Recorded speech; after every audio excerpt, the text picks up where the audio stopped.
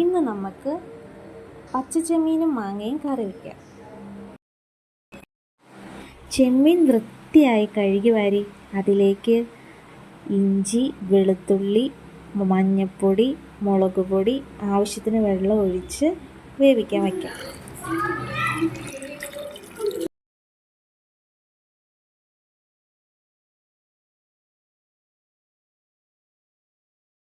രണ്ട് മൂന്ന് തണ്ട് കറിവേപ്പിലയും കൂടെ ഉരിഞ്ഞെടുത്തിട്ട് അടച്ചു മൂടി വേവിക്കാം.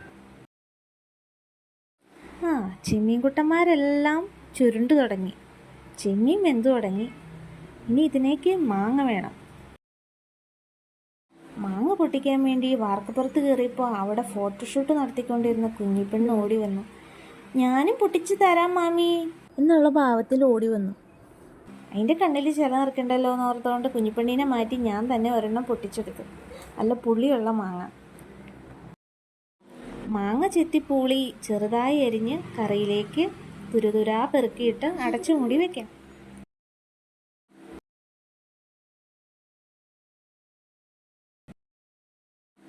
ഇപ്പം ഏകദേശം മാങ്ങ വെന്തു. ഇത് നമുക്കിതിലേക്ക് തേങ്ങ അരച്ചത് ചേർക്കാം.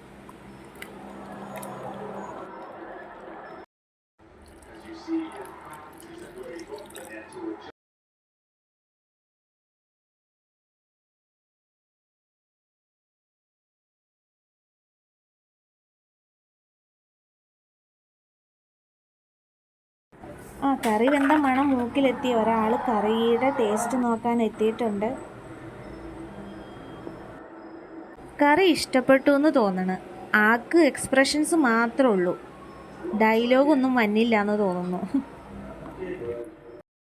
എന്നാൽ പിന്നെ ഉള്ളി മൂപ്പിച്ച് കറിയിലേക്കിട്ട് വാങ്ങി വെച്ചേക്കാം.